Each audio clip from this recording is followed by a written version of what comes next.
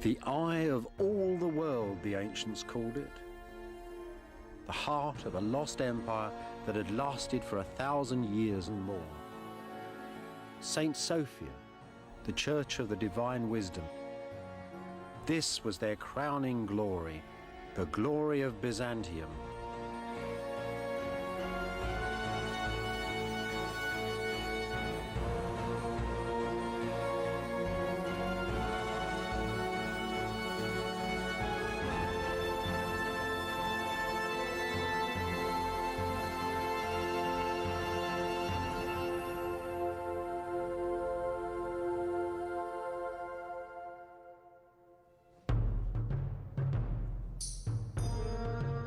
The vanished empire of Byzantium, born of pagan Rome. Byzantium, the dream of a Christian Roman empire that stretched from Spain to Syria.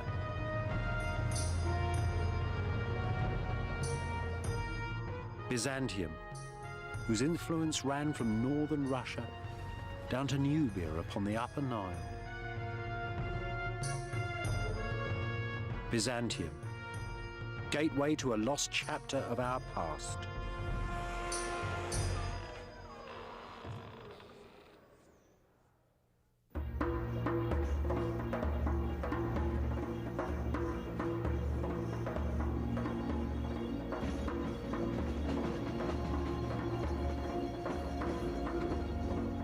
The Orient Express. I first travelled this line in the 60s. I bought a ticket at Waterloo Station in London for a ride to Istanbul in Turkey, and a lifelong fascination. It took 3 days to get there. It was hell on wheels, really. Goats in the corridor and communism out the window.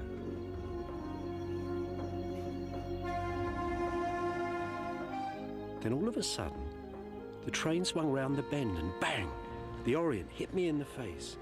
A great golden city by the sea, set between the east and west. You could see it had been the centre of the world. It was astonishing. I'd come to Istanbul. And underneath, the magic ruins of the lost empire of Byzantium.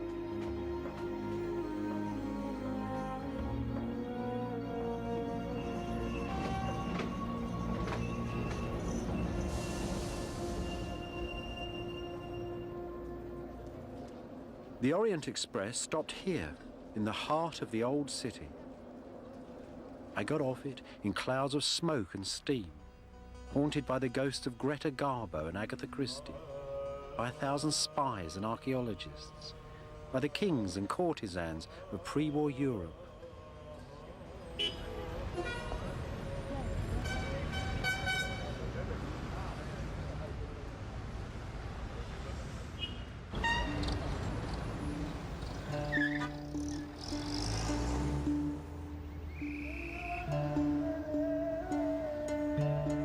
Istanbul, one of the very greatest of Islamic cities, with the monuments of the conquering Turkish sultans who had ruled here since 1453, dominating its skyline.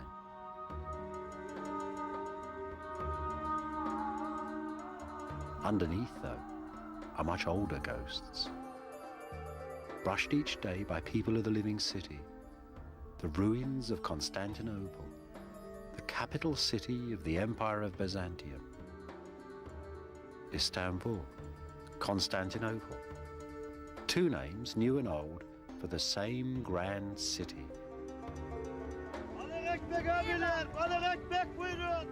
16 centuries ago, in the year 330, the Emperor Constantine, the first Christian Roman emperor, chose this city, then a small Greek town, to be his capital.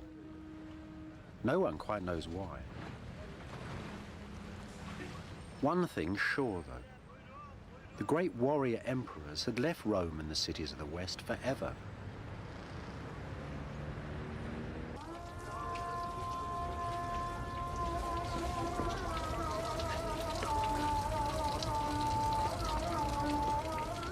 This mosque, The mosque of the Turkish Sultan who conquered the city is built straight on the foundations of the most ancient burial church of the mysterious emperors of old Byzantium. What then was this most ancient, half-forgotten empire? The Empire of Byzantium. Byzantium. That magic, spicy word. Now, imagine that the empires of Greece and Rome had never died, but had been fused together in a single empire set between the East and West. And imagine that the emperors of this kingdom, the sacred emperors, could be torn to pieces by the mobs in the street. Emperors who could mutilate their courtiers and children, could kill their priests and blind whole armies of invaders. Yet emperors whose artists made some of the most finest, the most exquisite images the world has ever seen. Visions of heaven and earth, sublime architectures, copied by everybody from the caliphs of Baghdad to the popes of Rome, the kings of Germany and the tribes of Nubia. Visions of heaven's order and earthly power that still lie deep within the modern world. Just as this mosque, the Conqueror's Mosque, stands on the ruins of Byzantium, so do we all.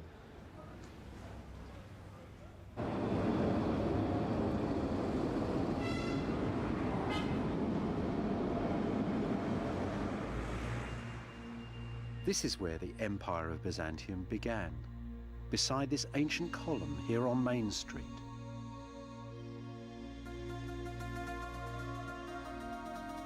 A lonely ancient relic in a modern city. In the year of our Lord 330, on a lovely May morning, a great procession came down this road. It was the highway of an ancient city called Byzantium. And the procession was led by the great Roman Emperor Constantine. And he'd brought with him a bunch of priests, pagan and Christian ones, and they were all holding an incredible collection of relics. There were 12 baskets filled with crumbs, the residue, it was said, of our Lord's miracle of the loaves and fishes. There was the very axe that Noah made the ark with. And there was a statue that the emperor himself had brought secretly from Rome, a statue of the Greek god Pallas. And at an exact moment prescribed by astrologers, they buried their relics just over there, at the foot of the column. 7 drums of porphyry brought from the Egyptian deserts. And Constantine renamed the city Constantinople and claimed it as the capital of his grand new empire. You know, over the years, the column itself came to be seen as a relic. And the Byzantines, that's the people who lived in this city, called it Christ's nail, because they thought that the great golden statue of Constantine upon the top had something of one of the nails from Christ's crucifixion built into it. And every year on the New Year's Day, that's the 1st of September, the Byzantines turned up at the bottom of this column and sung hymns to Saint Constantine, the founder of their city and the mighty empire called Byzantium.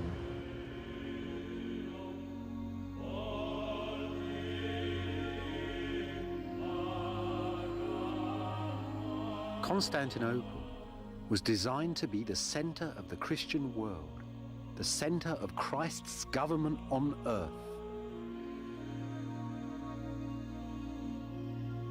These great cups were made to hold the mystery of Christ's blood inside the city's churches. Churches glowing with Roman gold and ancient holy images. Images that for 1,000 years flooded right through Europe and the East.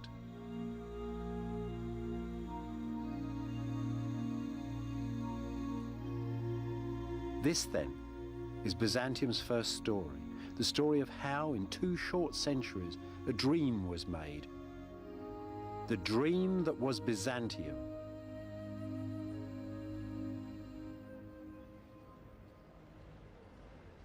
Constantine, the Christian emperor, the man who took the faith of Jesus and the God of Abraham and created the beginning of the governments and churches in which the West still trusts. He was crowned, they say, at York in England in 306. For 40 years, he had killed foes and family alike, and when he died, people were so frightened of him that no one touched his body for a week. This was the extent of Constantine's ambition. The late Roman Empire, with Constantinople, not Rome, as its capital. And in the far north, in Germany, the city of Trier, a great imperial garrison. It still shows something of what ancient Constantinople used to look like.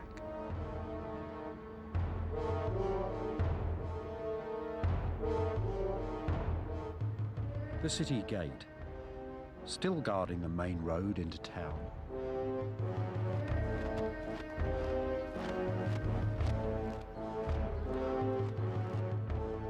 A great grim gate. Like the rest of the northern frontier, Trier was continuously threatened by Huns and Goths and Vandals and a dozen other warrior nations. Constantine the Great, the emperor himself, would have walked down this same passage 1600 years ago.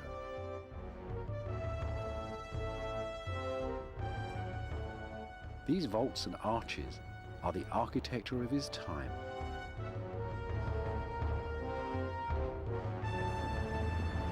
Once you were through the gate, most Roman towns looked much the same. They were, if you like, a sort of an abstract idea of a city, and they were stamped on every landscape from Yorkshire to Syria.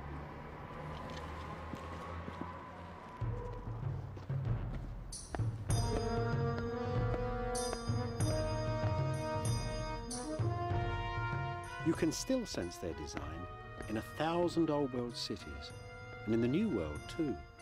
From Washington to San Francisco, planners still use parts of the same old patterns. All Roman towns had roads like this one, wide thoroughfares that took you from the country to the heart of the city. This one is at Palmyra in the Syrian desert. At Constantinople, it was called, quite simply, the main road. Now, what you've got to see is that behind all these columns, there are little rows of shops running down the sides of the street. Butchers, bakers, candle makers, all sorts of people. In Constantinople, it would have had the goods of the known world. Africa, China, the Baltic, everything was for sale. Just imagine, the emperor. He's coming in triumph. He's won a war and he's coming through the gate.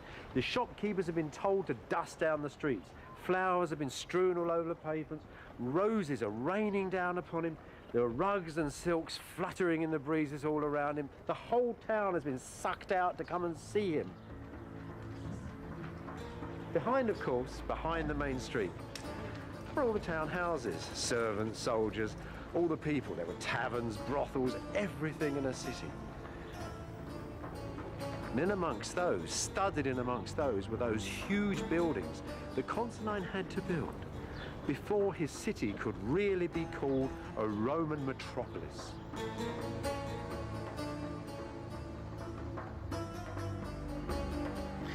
It's only a little building, but it was actually the heart of ancient Palmyra. It's the Senate, the Oval Office, where government was conducted, where the town elders met, where plots were hatched, all that sort of thing. Of course, in Constantine's great imperial cities, this would have been a vast long hall. And quite often, in the central hall of government, great Constantine himself would have sat, where now the altars of Christian churches stand, because this is basically the same building. In the year 360, Constantine's son built a magnificent church at Constantinople, especially for the drama of imperial communion. Next door, those same pious emperors built a giant racetrack, the Hippodrome. You can still see part of its outline in the streets. And here at last, around this old Egyptian obelisk, you can discover something of the atmosphere of ancient Constantinople. the heart of old Byzantium. This stone's like a giant mirror, reflecting all the life that once went on around it. There's the emperor and his family, Constantine's successors, come to the royal box to start a chariot race. There's the obelisk in the middle of the racetrack, and the chariots too, 8 of them running all at once. You'd need a lot of luck to win. This place wasn't just a racetrack, though. This is a place where people met the emperor and his court. It's the air, the space of Byzantium, 100,000 people roaring as new emperors are presented to them, as captives from foreign wars are brought and thrown at the feet of the emperor. It's the old parliament. It's the real heart of Byzantium. And that scene there, where have you seen it before? Look at it carefully. The emperor's in the middle with his family, just like God. Around them stand the army and the court, just like the saints. Beneath them, begging mercy, are Byzantium's enemies, the damned. It's a grand last judgment right here on earth, with the emperor playing God. So that's it, really. The emperor brings happiness and harmony. The theatre brings luck and victory. This is the centre of the world, an image, you might say, of heaven on earth. So if we'd have pushed open the gates of the imperial palace that once stood beside the hippodrome, we'd have really been opening the earthly gates of paradise.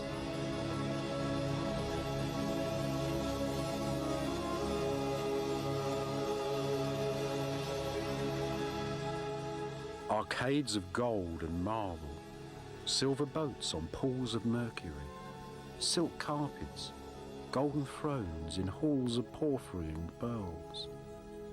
All are gone. Only echoes of them still remain in Syria and Italy. Once, though, Constantinople held the palace of all palaces, the palace of the Christian Empire. Church, hippodrome, and palace, Constantine had made a sacred engine that would power Byzantium forever.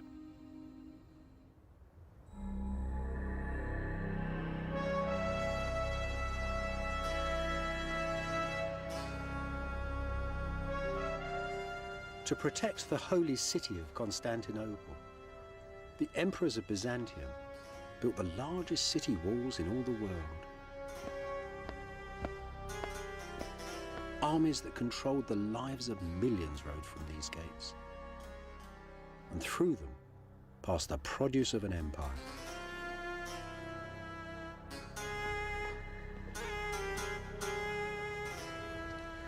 The whole history of this city is in this gate. The great golden gate of imperial Byzantium.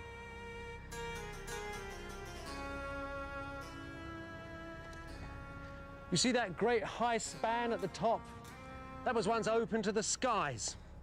For 600 years, emperors and armies rode through that gate in triumph, coming back from wars against the Persians, the Arabs, the Bulgarians, the Russians. Then there was an earthquake. The gate was blocked. And that final gate at the bottom, that even a cavalryman couldn't come through on a horse, that gate was built in the final years of Byzantium. So this is a magic gate. It's a gate of legends. They say its wooden doors were covered with sheets of gold to give the gate its name. They say that the very last emperor, killed fighting on these walls, is buried beneath these stones, waiting for a call to take the city once again. So it's a gate of legend, but above all, it speaks of imperial Byzantine power.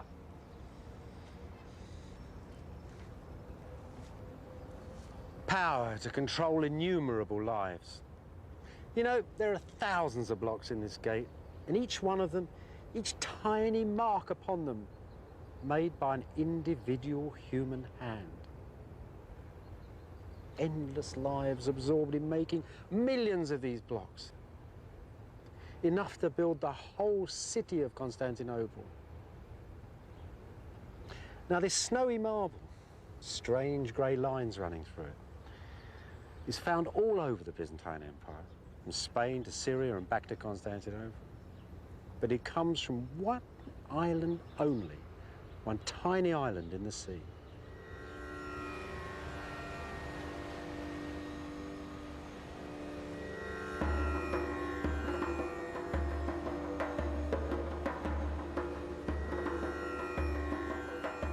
Southwest of Istanbul, 3 days sailing on an ancient slave ship, is the Isle of Marmara. Its very name means stone.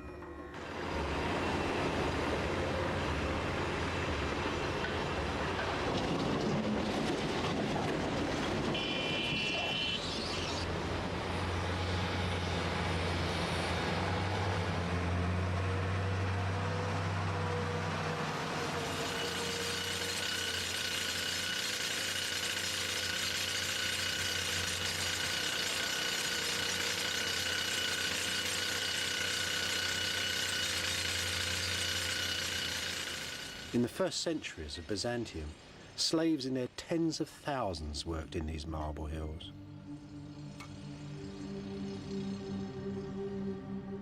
How the Byzantines loved marble. In marble, says a priest, God trapped fields of flowers and mountain forests, and fish and fruit and melting snows. The ancient blocks still strewn across the quays hint at the frantic energy that was once used to move their precious stone. Still inside the modern quarries, an ancient stone that weighs around 100 tons, part of an enormous column to memorialise the military victories of Byzantium. If it were finished, it would have had a spiral staircase cut in it and rows of sculptured soldiers on its turning surface. It's still here though. It cracked as it was quarried.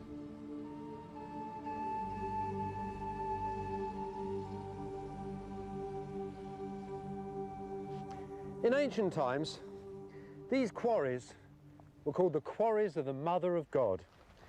They might just as well have been called the quarries of the Mother of Constantinople. The whole city was made here, and it was prefab city. It wasn't just sent off in blocks, everything was finished. If these had been finished and gone to Constantinople, each one had been lettered, it had its exact place in every one of the ancient buildings of the city. This, for example, is the very tip of a building that would have looked like a Roman temple.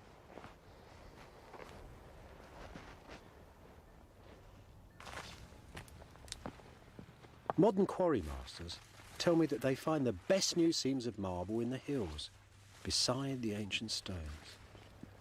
This would be a good spot then. A giant lonely column shaft.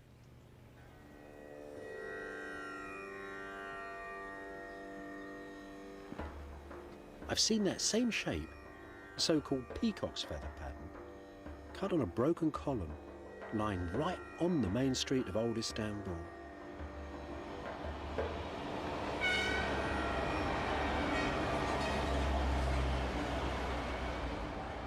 This was once a marble square on a highway at the middle of Constantinople. I don't suppose the Turks of modern Istanbul think much about ancient Byzantine victories. Yet there's still some fragments here of that great memorial column that made it all the way from Marmara. The ghosts of the imperial armies still lining the routes of their processions through the city.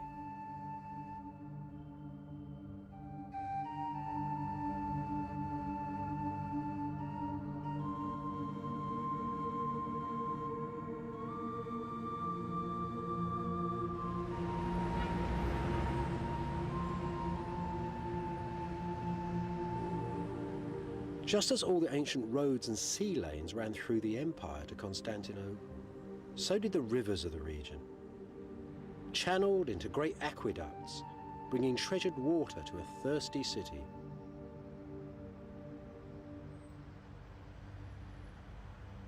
Underneath the town, cut deep into its hilltop,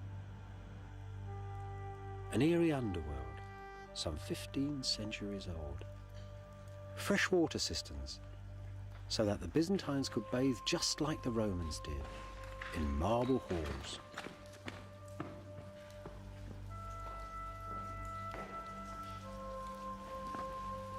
And everything made with the dazzling technology of ancient Rome, father of Byzantium. Marble columns, high brick vaults, the dark forests of Byzantium beneath modern Istanbul.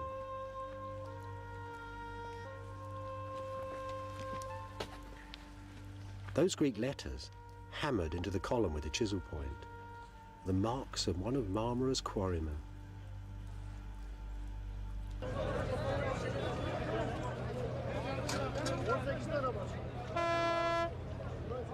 Food, too, flooded into the enlarging city. What a vast logistic exercise, an earthly miracle, supporting Constantinople's 500,000 people, Europe's biggest city. And everything, of course, by hand. There was no food industry. Everything was carried here in boats and carts.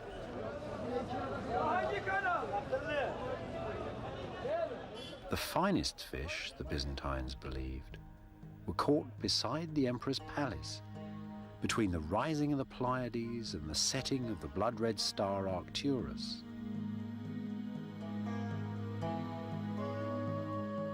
Colours, smells and textures of the ancient everyday. The raw ingredients of Byzantine experience. The world of the ancient Mediterranean.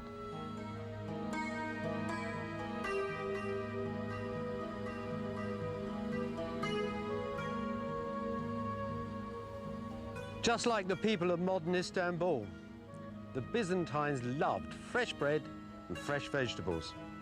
Well, the bread, at least the grain for it, they brought from their province of Egypt. The vegetables they grew themselves, in little plots beside their houses in the city, in fields in a great green swathe that ran for mile upon mile down the walls of the city. And here's still a bit of it today, growing more or less the same crops.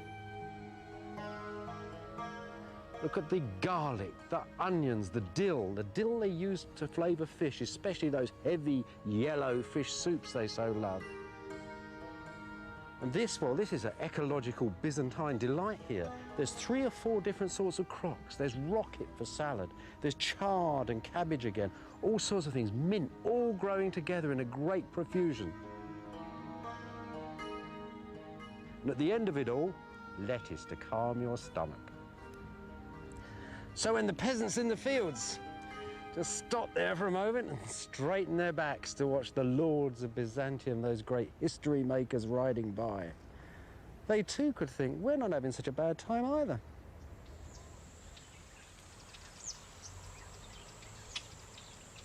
The Byzantine economy was based on the classic Mediterranean diet: wine, grain, cheese and vegetables and olives. Olive oil was a staple. It was Byzantium's fuel. It lit streets and homes and lighthouses. It oiled carts and cured baldness. And it was used for cooking.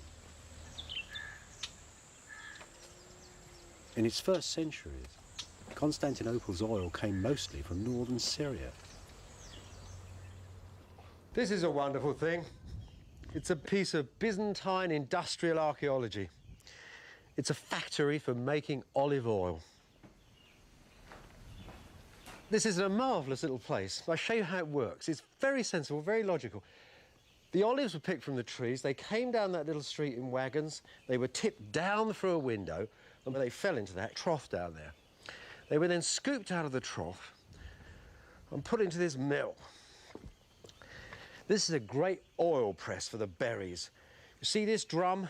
There were 2 of those. They fitted on end in here, side by side. A bar went between them, and 4 or 5 men pushed round the outside and reduced the olives, the skin, and the stone into a sort of horrible, messy pulp. That then was taken out of there and laid in these circles here. Now, this thing in the wall here held a great beam that ran through the air. And hanging above this was a huge cylinder of stone. And that then was slowly dropped onto the massive olive paste, and the oil dripped down into these tanks. Not the end, because this, after all, although it's cold pressed, is actually a very impure oil at this moment. So they take it out of here and they put it into this tank here. Now this tank has already got water in it. So as they pour the olive oil in, it floats to the surface, all of the impurities go down to the bottom. And see this little trench here?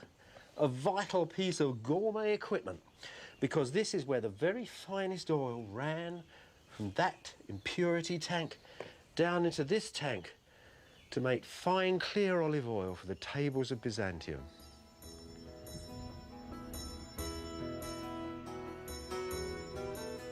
This is Sigilla, one of 300 ancient Syrian villages with Byzantine olive groves. Provincial Byzantium, preserved in fine-cut stone.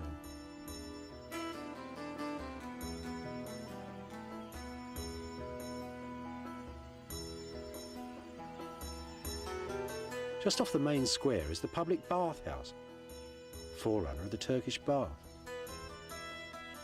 St. John cast whores and devils out of one of these.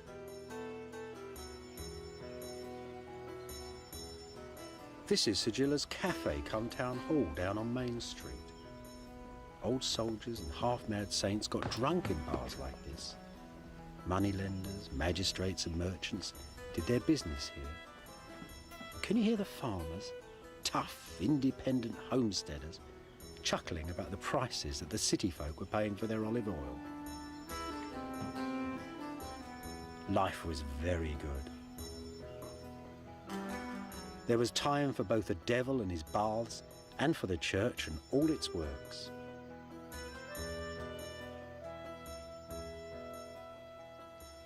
If you'd have come up this path 1,500 years ago on the 1st of September, you'd have been accompanied by thousands of people shouting and singing praises to the Lord. It was the feast day of St. Simon of the Pillar.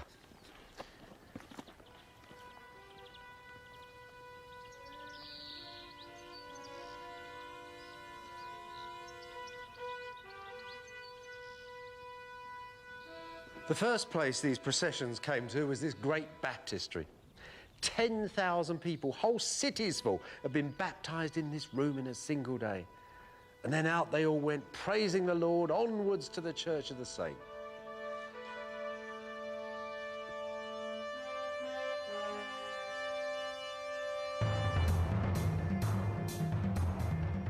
It's Roman architecture still, of course. Arches, vaults and column tops. But now there's Christian crosses too. The ancient forms are turning into something else. See? The wind of faith is bending all those ancient pagan patterns. This is the style that would become Byzantium. And at the church's hub, the remains of the 50-foot column on which St. Simon lived. So who was this weird man who lived up a pillar and half the world had come to see him? When he died, they built this beautiful dancing church in his honour. Well, as a young man, Simon had worn clothes so rough they'd made him bleed. Then he dreamt up the idea of chaining his left leg to a large rock. That before he went up the column. But Simon wasn't a nutter. Simon had tremendous presence like an emperor. He sat still and silent. And in these contests between flesh and the devil, it seemed to most people that he was beyond touch. And there he was on his pillar, halfway between heaven and earth, a perfect man to settle disputes. So they used Simon. The farmers of Syria would come here when they were in arguments and he would settle one against the other. The Bedouin, the Arab Bedouin, came to see him too. The emperor used to come to see him, and always he acted as a balance in society. Such a terrifying balance that if he cursed somebody from the top of his pillar, a rock would explode next to the unfortunate individual. So Simon, it was a vital element in this new Christian empire. An element which somehow had taken the old stern order of the Roman age and left it halfway between heaven and earth.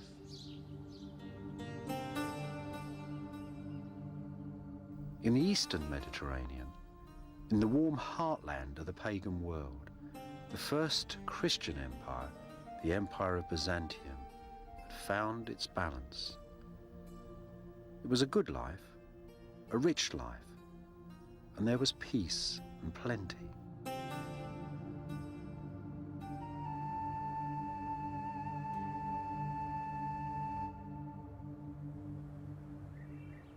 You know, it always strikes me as funny when people talk about the fall of the Roman Empire. After all, standing here in Constantinople, it just got richer and richer and richer. Didn't fall at all. I suppose really it's because Rome fell. In fact, Rome didn't fall, it just got poor. Constantine had moved the capital from the great old cities of the west to here in the east. And with him moved the government, the generals, the artists and the architects. Everybody who made the empire moved with him. So in 475, that's 25 years after these walls were finished, the last Roman emperor of the West, a young man, a junior emperor, sent the crown back here to Constantinople, to New Rome. This was the new city. And I suppose really the story about the fall of the Roman Empire, that's the Western Empire, was really invented in the Renaissance by the popes, who really wanted to get the idea of a pagan empire falling and the Christian empire of the West rising. They're good propagandists like Raphael and Michelangelo to budge them on their way. But the truth is, the real truth is, that old Rome, ancient Rome, had been modelled on the great cities of the East, on Antioch and Alexandria, all those great marble cities. So when you say Rome fell, it didn't fall at all. It simply went back home again.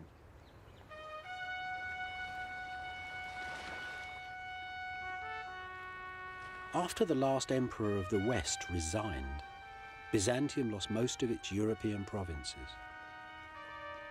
Only for a century, though. By the year 555, brand new Byzantine armies had ruthlessly reconquered some of them. And in northern Italy at Ravenna, they left triumphant decorations in this church as their memorial.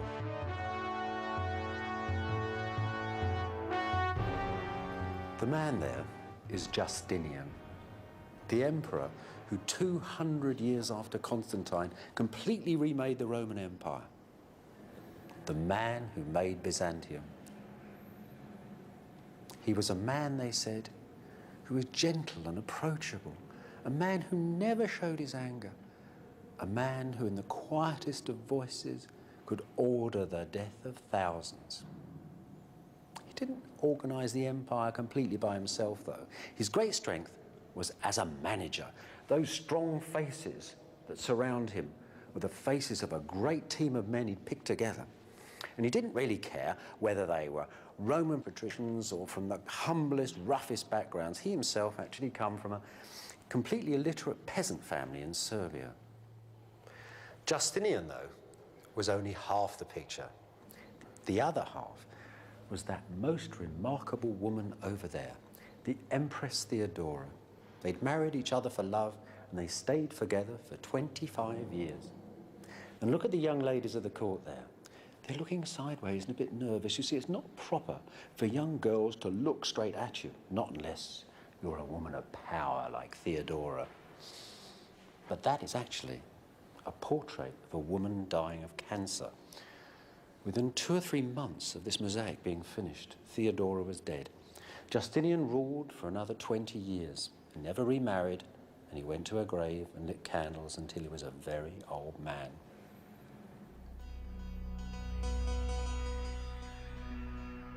Though Justinian and Theodora restored the Roman Empire, this was no longer the ancient classical world.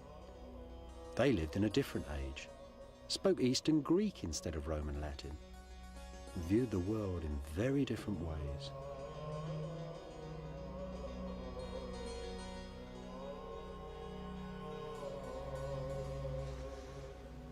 Look at these sculptures. They're probably the last classical figures ever made. They were made actually in the generations just before Justinian. Now, at first glance, you might think they're just part of those usual old classical things you see hanging around museums. Big stony Alexanders and Caesars all strutting their stuff. But they're not like that at all. They're new, they're different. Something else is going on. It's very simple work, very realistic in a way. Little light cut lines and a day-old beard lightly chiseled on the hard marble as if to emphasize its transience, its insubstantiality.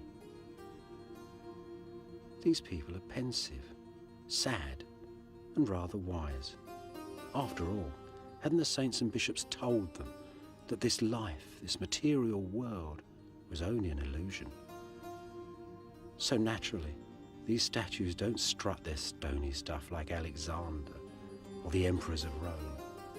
They are not heroic descriptions of skin and bone and straining muscle. Each man stands inside his own mysterious inner space that each one of us must occupy. And from that space, they look outwards from the soul towards the heavens. As you might expect, if you should move around them, the solid bulk of marble and humanity is seen to be nothing more than an illusion.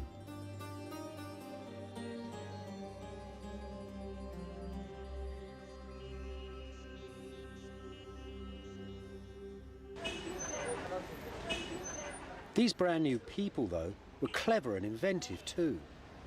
Many of them were drawn here, to the centre of the empire.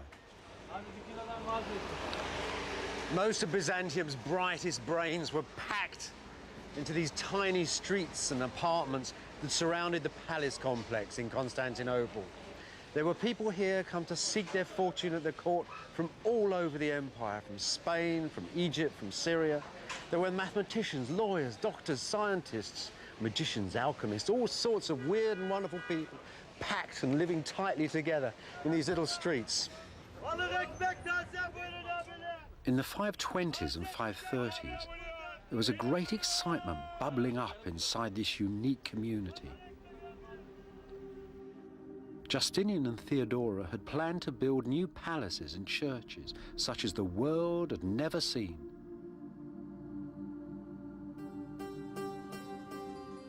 The ancient forms, arches, vaults, and column tops, were being used for something revolutionary.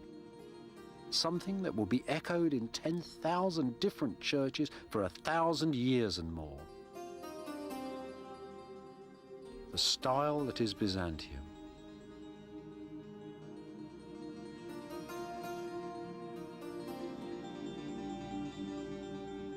This seaside church, set right beside the palace, was made for some of Theodora's favourite priests. It was probably the work of one Anthemius, a famous physician and mathematician.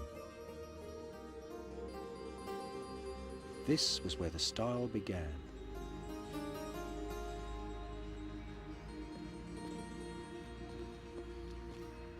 Theodora built the church to hold the blood-stained cloaks and bodies of two martyred soldiers, Sergius and Bacchus, the army's patron saints. Now it's a mosque.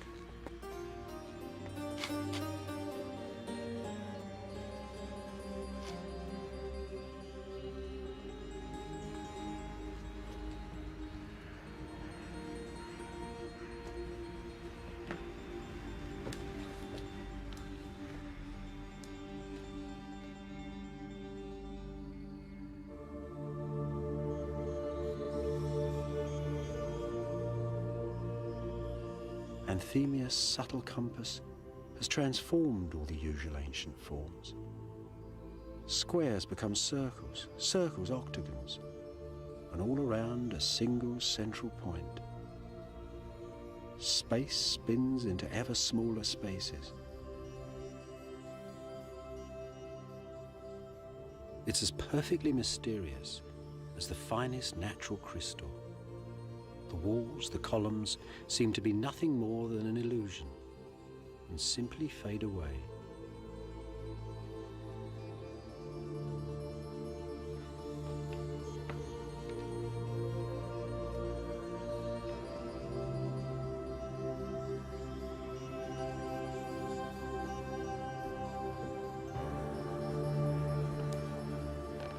Just look at that great big glorious dome, like a huge melon, divided into 16 sections and held by 8 wonderful swinging arches on those extraordinary V-shaped pillars and 28 columns through the church. It's like a vast net of stone and brick slung over this central space, this strange, mysterious space for the imperial communion. It's a wonderful piece of architecture, and it solved all sorts of problems that you can't even see. You see, those low domes exert tremendous pressure, and there's a force in this building to push the bottom of it out so the whole thing comes crashing down. Now, Anthemius, like every other architect, has used stone here as lintels and beams, as stress and strains, the old way of doing things. But he's come up with a brilliant idea to hold the church together. And it's this cornice. This huge, beautiful marble cornice with its inscription to Justinian and Theodora. This isn't just here for decoration. This links the church in a chain. It binds the stones together. A great necklace for the church, brought from a shining island in a bright blue sea.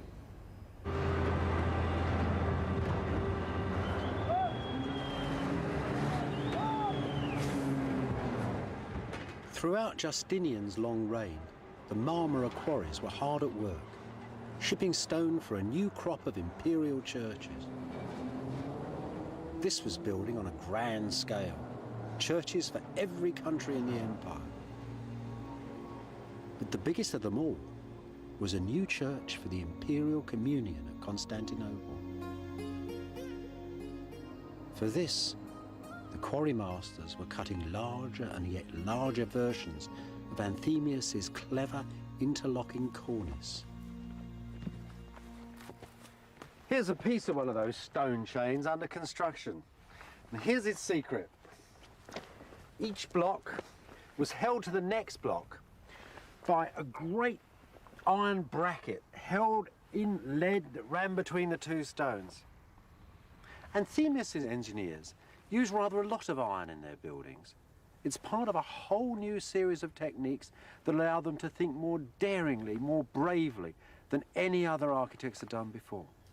Above all, it enabled Justinian himself to have the ambition to conceive of the greatest dome the world has ever seen. Such mysterious cargoes, such magic marvels from across the empire, now sailed the seas and came to the holy city of Byzantium to be gathered up upon the site of the imperial communion. This is the finished dream, the tense climax of all of ancient engineering. A lively frame, built with prayer and pragmatism to hold the largest dome the world had ever seen. This, though, is just the outside of a sacred theatre. Inside, a forest of columns rises up in ecstasy. The walls, glass and gold and marble, light and dark, insubstantial and illusory, seem to simply fade away.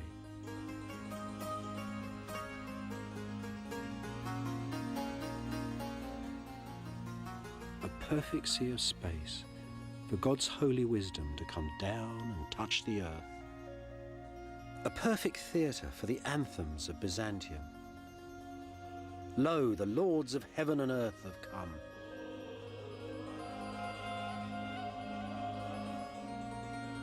Blood-red columns of Egyptian porphyry were taken, so it was said, from the Temple of the Sun at Rome. The church's wooden doors from Noah's Ark. The building's bronze was stripped from the temple of the goddess Artemis, one of the 7 wonders of the pagan world.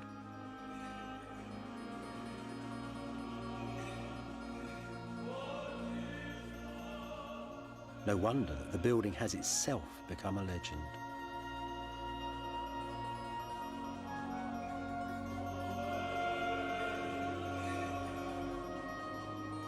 Poets said the church combined the size of sunset and the scale of quarries, the hues of birds and fish and precious stones, all the textures and experience of that ancient everyday, the living pink of baby's fingernails, the rising of the bright red star Arcturus.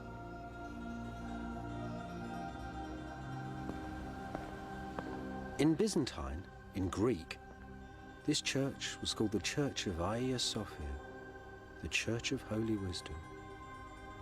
All of Justinian's enormous empire, its wealth, its piety, its pagan heritage, was gathered up inside it.